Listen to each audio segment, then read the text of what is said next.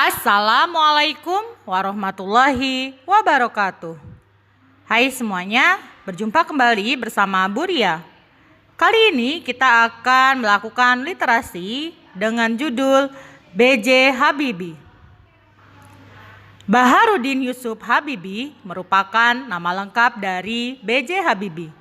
Beliau lahir pada tanggal 25 Juni 1936 di kota Parepare, Sulawesi Selatan.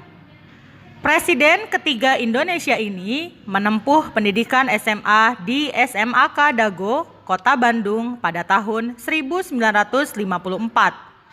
Ia kemudian melanjutkan pendidikannya di ITB atau Institut Teknologi Bandung. Namun, hanya beberapa bulan di ITB, kemudian ia memutuskan untuk mengikuti jejak teman-temannya untuk bersekolah di Jerman. Namun, berbeda dengan yang lainnya, ia tidak menggunakan beasiswa dari Menteri Pendidikan dan Kebudayaan untuk melanjutkan kuliahnya di Jerman, melainkan dengan menggunakan biaya sendiri dari ibunya, yaitu Raden Ajeng Tuti Marini Puspowardoyo.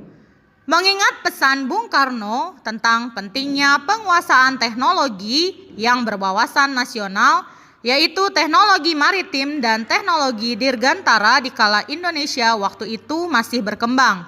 Akhirnya, B.J. Habibie diberi kesempatan belajar di Jerman. Pada waktu itu, pemerintah Indonesia di bawah Soekarno gencar membiayai ratusan siswa cerdas Indonesia untuk mengemban pendidikan di luar negeri dan menimba ilmu di sana. Habibie merupakan rombongan kedua di antara ratusan pelajar SMA yang secara khusus dikirim ke berbagai negara. Kemudian, Habibie memilih jurusan teknik penerbangan dengan spesialisasi konstruksi pesawat terbang di Jerman. Pendidikan yang ditempuh B.J. Habibie di luar negeri bukan pendidikan khusus kilat, akan tetapi merupakan sekolah bertahun-tahun sambil kerja praktek. Sejak awal, Habibie memang tertarik dengan bagaimana cara membangun penerbangan komersial bagi rakyat Indonesia yang menjadi ide Soekarno di masa jabatannya. Dari sana, kemudian muncul perusahaan-perusahaan strategis, ada PT PAL dan salah satunya IPTN.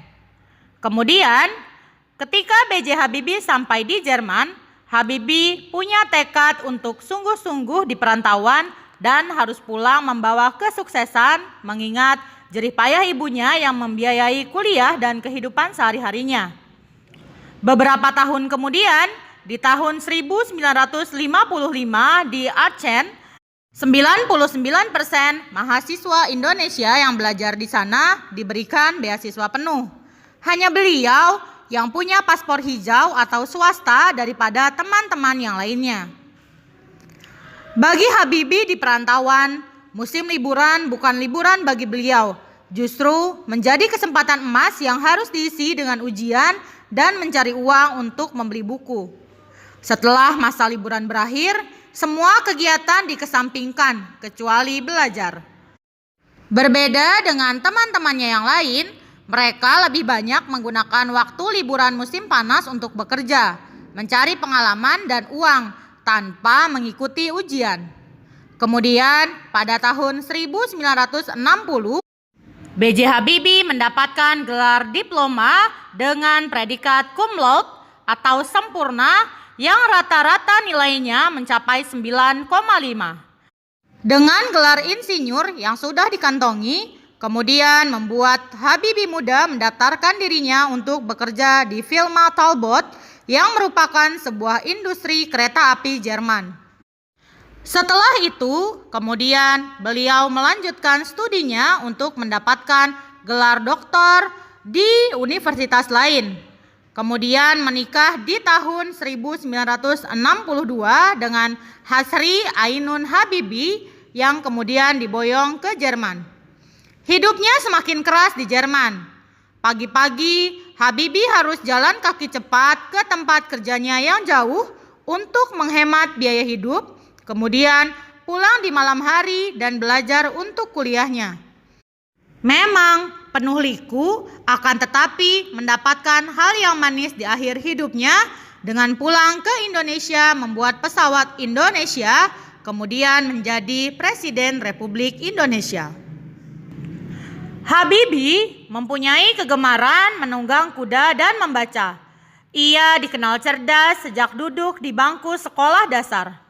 Namun, ia harus kehilangan ayahnya tercinta yang meninggal dunia pada tanggal 3 September 1950 karena serangan jantung. Ia adalah sosok yang populer sejak sekolah dengan segudang prestasi yang dimilikinya. B.J. Habibie meninggal di Rumah Sakit Gatot Subroto dalam usia 83 tahun. Beliau meninggal pada hari Rabu, tanggal 11 September 2019. Itulah tadi biografi B.J. Habibie, Presiden ketiga Indonesia. Semoga biografi B.J. Habibie ini dapat memberi kalian semangat dan motivasi dan terus menginspirasi. Wabillahi taufik wal hidayah. Wassalamualaikum warahmatullahi wabarakatuh.